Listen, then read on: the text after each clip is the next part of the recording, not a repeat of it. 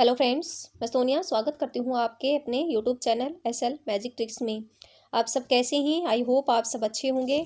तो फ्रेंड्स, हम सीडीपी कर रहे थे। आज मैं आपको जो सीडीपी का सबसे मोस्ट इंपॉर्टेंट टॉपिक रहेगा, जीन पियाजे, जो किसी भी टीचर एग्जाम के लिए मोस्ट इंपॉर्टेंट टॉपिक है, या फिर टेट एग्जाम के लिए भी ये मोस्ट इंपॉर्टेंट रहेगा। ये जो क्लास रहेगी ये सीटेट से रिलेटेड रहेगी, और जितने भी टर्म जो जीन पियाजे ने बताई हैं और जिनसे रिलेटेड जितने भी क्वेश्चन आए हैं आज आपके सभी क्लियर हो जाएंगे। और इस वीडियो में मैं सभी टर्म्स को अच्छे से क्लियर करने की कोशिश करूँगी।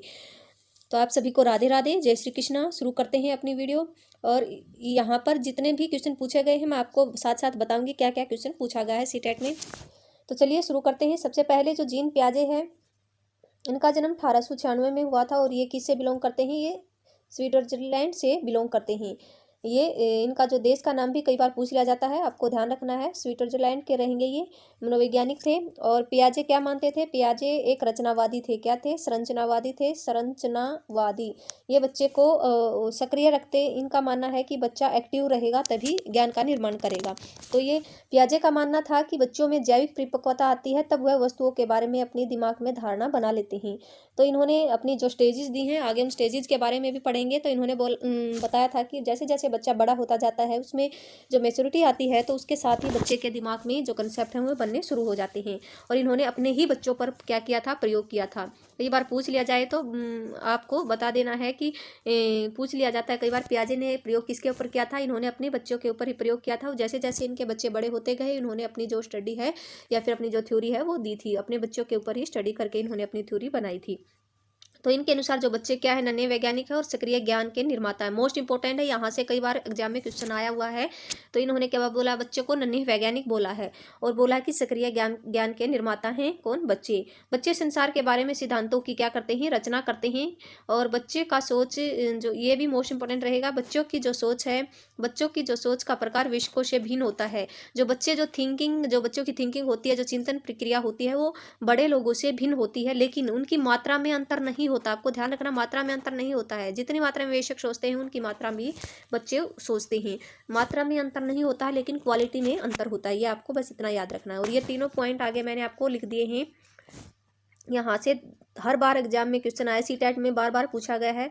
ये मैंने आपको बता दी कि जो थ्योरी का नाम रहेगा वो रहेगा कॉग्निटिव डेवलपमेंट थ्योरी, संज्ञानात्मक विकास का सिद्धांत। ये आपको याद रखना है। क्या? संज्ञानात्मक विकास का सिद्धांत इनकी थ्योरी का नाम रहेगा। और यहाँ पर अभी मैंने जो तीनों बातें बताई वो आपको बता दी।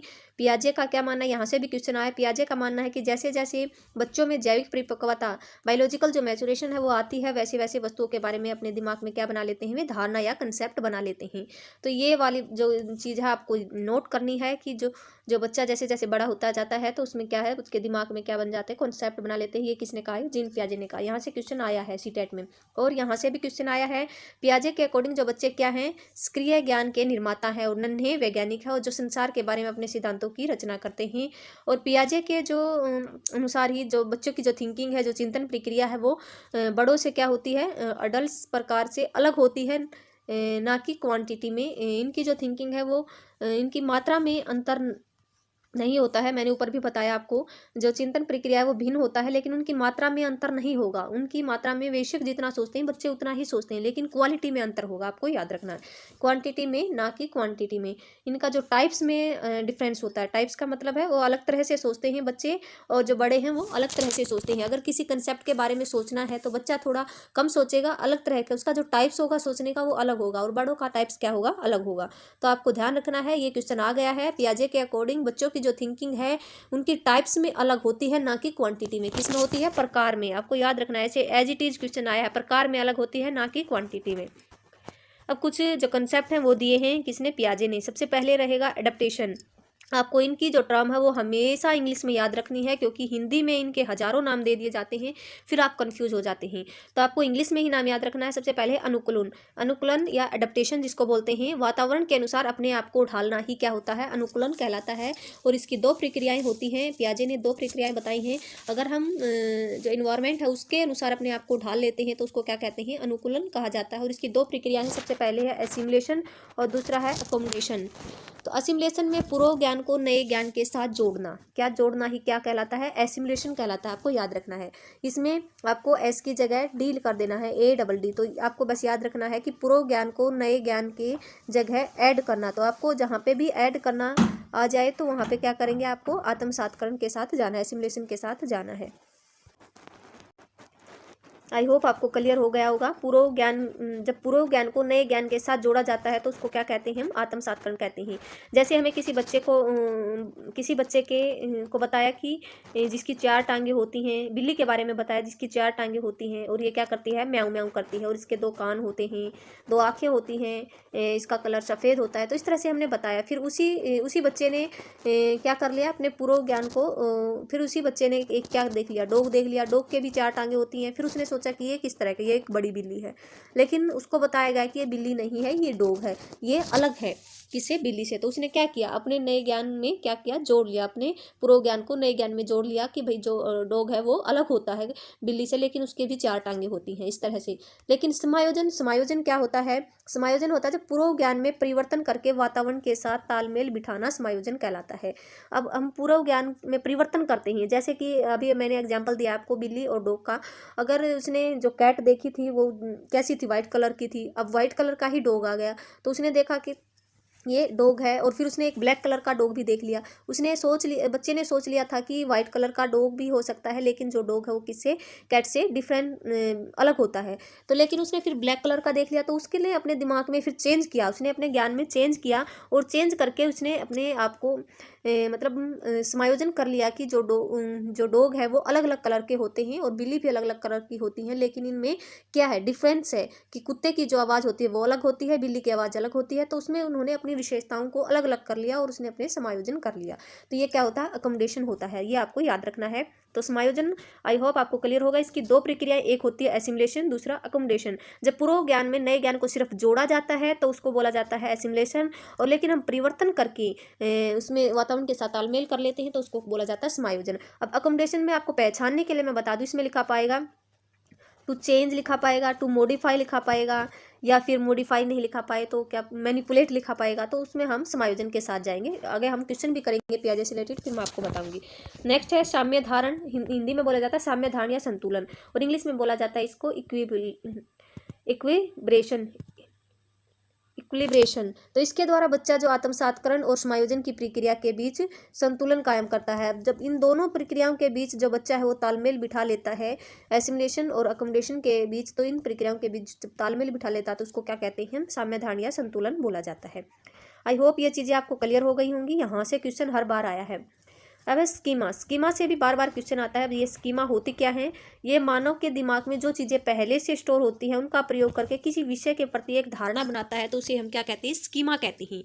और ये जो स्कीमा होती है मानव के दिमाग में होती है, किसी चीज़ के प्रति सोचना, किसी चीज़ के बारे में सोचना, और उस चीज़ के बारे में जो भी धारणाएं या जो भी कंसेप्ट मनुष्य के दिमाग में बनते हैं उसको हम क्या कहते हैं, स्कीमा कहते हैं। जैसे अभी आपके CTET का एग्जाम चल रहा है, उससे रिलेटेड आपके मन में बहुत सारी जो इन्फॉर्मेशन होंगी, जैसे CTET का एग्जाम पता नहीं कैसा होगा, कहाँ कहाँ से तैयारी करें, आज मुझे ये चैप्टर करना है, कल ये करना है। तो ये सब चीज़ें क्या है, ये स्कीमा है। स्कीमा इनको बोला जाता है packets of information, packets of information भी बोला जाता है किसको, स्कीमा को, या फिर स्ट्रक्चर्स ऑफ इंफॉर्मेशन जो कि माइंड में बनता है, स्कीमा को बोला जाता है। आपको याद रखना है।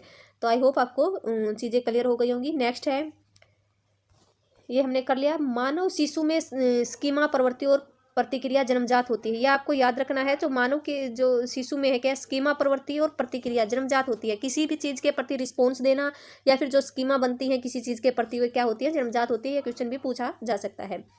अब ऑर्गेनाइजेशन क्या होता है, या जिसको संगठन बोला जाता है। पियाजे के सिद्धांत में संज्ञानात्मक प्रणाली के लिए स्कीमाओं को पुनर्व्यवस्थित करना, उन्हें स्कीमाओं से जोड़ने को संगठन कहा जाता है। अब हमारे दिमाग में CTET के से रिलेटेड कोई भी जैसे बहुत सी इंफॉर्मेशन चल रही है, अब उनको हम ऑर्गेनाइज वे में, जैसे आज हम ये करेंगे, कल ये करेंगे, फिर हमारा CTET का एग्जाम हो जाएगा, अच्छे से क्लियर होगा, फिर हम क्या करेंगे, फिर हमें जॉब के लिए अप्लाई करेंगे। ये सब क्या, ये ऑर्गेनाइज वे में पुनर्व्यवस्थित करना ही क्या कहलाता है, संगठन कहलाता है। आई होप आपको क्लियर होगा। अब हम पढ़ते हैं जो संज्ञानात्मक विकास की अवस्थाएं जो पियाजे ने दी हैं। एक बार मैं आपको बता दूं, सबसे पहले जिसको हम शॉर्ट फॉर्म में लिखते हैं SPEF, ये लिखते हैं sensory motor, pre operational, concrete, CF होता है कंक्रीट ऑपरेशनल और F से फॉर्मल ऑपरेशनल। और इनका टाइम पीरियड आपको याद रखना है। सबसे पहले रहेगी संवेदी गामक अवस्था, जिसको हम बोलते हैं सेंसरी मोटर स्टेज। इनकी जो वो है आपको इंग्लिश में याद रखनी है, जितने भी टर्म है उनकी मैंने साथ साथ में लिख दिया है। सेंसरी मोटर स्टेज जिसको बोलते हैं, और इसकी जो टाइम पीरियड रहेगा 0 से 2 वर्ष रहेगा।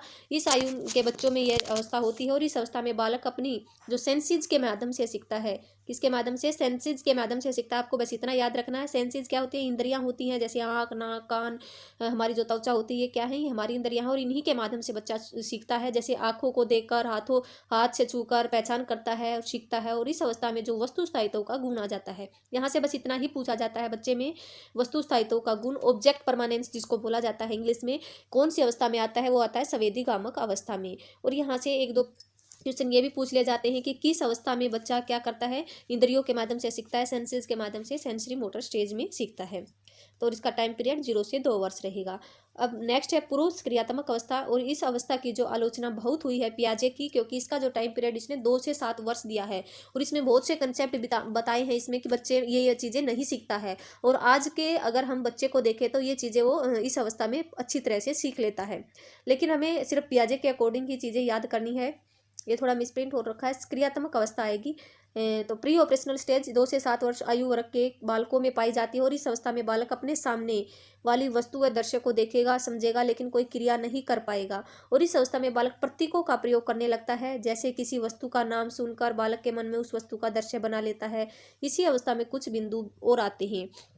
तो सबसे पहले तो इसमें आपको याद रखना है, इसमें सिंबॉलिक थॉट आ जाती है बच्चे के अंदर।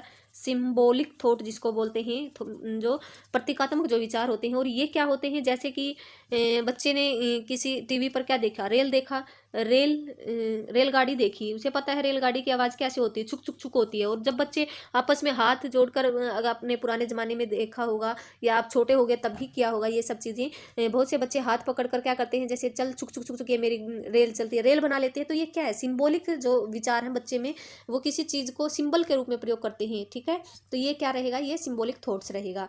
अब नेक्स्ट है, यहाँ पर ये चीज़ें आपको मोस्ट इंपॉर्टेंट रहेंगी। यहाँ से हर एग्जाम में क्वेश्चन पूछा गया। सबसे पहले है एनिमिज्म, जीववाद। इसमें बच्चा क्या, इस बच्चा एनिमिज्म में क्या करता है? बच्चा सजीव और निर्जीव चीज़ों में अंतर नहीं कर पाता। वो क्या, जैसे जो दिव्या है, कोई लड़की है, वह क्या सोचती है? वह सोचती है कि मेरी गुड़िया रो रही है। तो अगर इस तरफ के एग्जाम्पल देकर पूछा जाए तो ये जीन पियाजे ने किस चीज़ का एग्जाम्पल रहेगा? तो एनिमिज्म का रहेगा। जब बच्चा लिविंग और नॉन लिविंग थिंग, जब नॉन लिविंग थिंग को ही लिविंग थिंग मान ले, तो वो क्या रहेगा? एनिमिज्म का हमारा एग्जाम्पल रहेगा। तो ये क्या रहेगा? जीववाद, कि इस जो पुरुष क्रियात्मक अवस्था में बच्चा सजीव और निर्जीव चीज़ों में अंतर नहीं कर पाता। अब अहम केंद्रित, इगोसेंट्रिक, और इसमें पियाजे ने माना है कि बच्चा क्या होता है? इगोसेंट्रिक होता है। जो कर रहा है, सोच रहा है, वह सब ठीक है, चाहे दुनिया इधर की उधर हो जाए, लेकिन बच्चा सोचता है कि मैं ही ठीक हूँ, बाकी सब गलत हैं। तो इसमें क्या होता है? बच्चा इगोसेंट्रिक होता है। अपलटावली जिसको इरिवर्सिबिलिटी बोलते हैं, कि इसमें बच्चा उलट पुलट नहीं कर सकता। इसमें बालक संख्याओं, वस्तुओं, समस्याओं का उलटना पुलटना नहीं सीखता। जैसे बच्चे को बोलोगे आप 2+4 कितना होता है, तो बच्चा जोड़ के बता देगा 6 होता है। लेकिन आप उसका रिवर्स पूछेंगे 4+6 कितना, 4+2 कितना होता है, तो उसको वो कन्फ्यूज हो जाएगा। तो इस तरह से उसमें जो इरिवर्सिबिलिटी का गुण नहीं आता है इस अवस्था में। केंद्रीयकरण, केंद्रीय सेंट्रेशन, तो इसमें क्या है? बच्चा सिर्फ एक पहलू को देखता है, किसी भी वस्तु के एक पहलू की विशेषता पर ध्यान देता है, बाकी सबको वो भूल जाता है। जैसे आपने ये एक फेमस एग्जांपल देखा भी होगा कि 2 गिलास दिए जाते हैं। एक जो गिलास होता है वो कैसा होता है? एक गिलास लंबा होता है, और वो एक गिलास थोड़ा सा चौड़ाई में ज़्यादा होता है, छोटा होता है। लेकिन पानी दोनों में सेम है। इसमें इतना है, यहाँ तक जो लंबा गिलास है उसमें थोड़ा ऊपर तक चला जाता है। तो बच्चा बोलेगा कि इस गिलास में पानी ज़्यादा है। तो इस तरह से वो सिर्फ एक चीज़ पर फोकस कर पाता है, वो पूरे अच्छे से सभी चीज़ों पर ध्यान नहीं दे पाता। तो इसमें सेंट्रेशन का जो क्या है, प्रवृत्ति होती है। बच्चा सिर्फ एक ही विशेषता पर ध्यान दे पा सकता है। नेक्स्ट है क्रमबद्धता, सीरीजेशन। तो बच्चा वस्तुओं को, तथ्यों को उनके आकार में रखना नहीं सीख पाता इस अवस्था में। और जो ये सभी गुण है ये कंक्रीट ऑपरेशनल स्टेज में, बाकी बच्चे में सभी आ जाते हैं। ये गुण आपको याद रखने हैं। एपलटावली का गुण भी आ जाता है, जीववाद का भी आ जाता है, और डिसेंट्रेशन का भी आ जाता है, जिसमें बच्चा क्या कर सकता है? सभी पहलुओं को देखता है चीज़ के, और बच्चा वस्तुओं को सीरीज में लगाना भी सीख जाता है। अब नेक्स्ट हमारी अवस्था आ गई कंक्रीट ऑपरेशनल स्टेज, जिसको बोलते हैं 7 से 11 वर्ष की आयु में बालकों में होती है, और जिसको हम मूर्त क्रियात्मक अवस्था बोलते हैं। और इस अवस्था में बालक सामने रखी हुई चीज़ों, दृश्यों को देखकर उन पर चिंतन करना शुरू कर देता है। तो आपको ध्यान रखना है, पूर्व क्रियात्मक अवस्था में सिंबॉलिक थॉट आता है बच्चे में। सिंबॉलिक थॉट आपको मैंने बता दिया कि चीज़ों को वह मतलब किसी चीज़ को देखकर उसी किसी चीज़ को, अन्य चीज़ को सिंबल के रूप में प्रयोग करना, तो सिंबॉलिक थॉट आता है। लेकिन चिंतन करना व्यक्ति जो मूर्त क्रियात्मक अवस्था में कर देता है, लेकिन इसमें सिर्फ मूर्त चिंतन करता है, वस्तुओं को देखकर वह सोचना शुरू कर देता है बच्चा। और इस अवस्था में पलटावली मैंने ऊपर बताया, जीववाद, बच्चे को सजीव निर्जीव में अंतर कर पाता है, मुद्रा भार आदि का गुण आ जाता है। नेक्स्ट और लास्ट स्टेज रहेगी पियाजे की औपचारिक क्रियात्मक अवस्था, जिसको हम फॉर्मल ऑपरेशन स्टेज बोलते हैं। और यह अवस्था रहेगी 11 से 15 साल की आयु के बच्चों में होती है, और यह संज्ञान की सर्वोच्च अवस्था होती है। और इसमें बालक न दिखने वाली चीज़ों, अमूर्त चीज़ों के बारे में चिंतन करने लगता है। इसमें बालक नियमों के ऊपर भी तर्क करने लगता है। तो जिस अवस्था में बच्चा बिना चीज़ें देखकर भी चिंतन करने लग जाए, तो वो कौन सी अवस्था में रहेगी? औपचारिक क्रियात्मक अवस्था में रहेगी। इसमें बच्चा परिकल्पनाएं करता है, जो अमूर्त चीज़ों के बारे में चिंतन करता है, और बालक नियमों के ऊपर भी तर्क करने लगता है। तो ये जो लास्ट स्टेज रहेगी हमारी, इसमें सबसे ज़्यादा पूछी जाती है, बच्चे बिना किसी चीज़ को देखकर परिकल्पनाएं कर रहा है, तो वो कौन सी अवस्था में आता है? तो औपचारिक अवस्था में आएगा। तो इसमें जो बच्चा है, जो चिंतन रहेगा वो अमूर्त रहेगा, लेकिन मूर्त वाली क्रियात्मक अवस्था में जो चिंतन रहेगा वो चीज़ों को देखकर मूर्त रहेगा। तो ये 4 स्टेजेस थी। यहाँ से बाहर कोई क्वेश्चन नहीं जाएगा आपका। और अब इस सिद्धांत की जो आलोचना भी बहुत हुई है, जो सबसे ज़्यादा आलोचना हुई है पूर्व क्रियात्मक अवस्था की। पियाजे ने मानसिक विकास के चरणों को, क्रम को अपरिवर्तनशील बताया है। तो ये भी आपको याद रखना है। उसने, जो पियाजे ने बोला है कि मेरे जो सिद्धांत है एज इट इज रहेंगी, जो स्टेजेज हैं उनको परिवर्तनशील नहीं कर सकते, हम परिवर्तित नहीं कर सकते, बच्चे का विकास ऐसे ही रहेगा। लेकिन इस बात पर क्या हुई, इसकी आलोचना हुई है। और जो पियाजे है उसने जो इस कथन को लेकर कई मनोवैज्ञानिकों द्वारा उनकी आलोचना हुई। पियाजे के अनुसार बालक पहले विकास करेगा, उसके बाद अध्ययन करेगा। लेकिन मनोवैज्ञानिक वाइगोत्स्की का मानना है कि पहले बालक अध्ययन करेगा और उसके बाद क्या करेगा? विकास करेगा। तो ये चीज़ भी आपकी इंपॉर्टेंट है। पियाजे मानते हैं कि बच्चा पहले क्या करेगा? बड़ा विकास करेगा और फिर क्या करेगा? अध्ययन करेगा। लेकिन वाइगोत्स्की मानते हैं कि बच्चा पहले समाज से सीखेगा, अध्ययन करेगा और उसके बाद ही उसका विकास होगा। तो आई होप आपको ये सभी चीज़ें क्लियर हो गई होंगी। तो यहाँ तक जो मैंने आपको करवाया, सभी कंसेप्ट करवा दिए जितने भी थे इसमें पियाजे की थ्योरी में। यहाँ से 2 क्वेश्चन तो जरूर पूछे जाते हैं सीडीपी में, और पेडागोजी में भी 2 या 3 क्वेश्चन आराम से पूछ लिए जाते हैं। तो यहाँ से 5 या 6 नंबर का जो एग्जाम में, हर एग्जाम में आता है सीटेट में। तो आई होप आप तक यहाँ का ये टॉपिक क्लियर हो गया होगा। फिर कल हम करेंगे कोलबर्ग और जो एक वाइगोत्स्की, इन तीनों से ज़्यादा क्वेश्चन आते हैं, इन तीनों की थ्योरी अच्छे से कवर करेंगे। थैंक यू सो मच, मिलते हैं नेक्स्ट वीडियो में।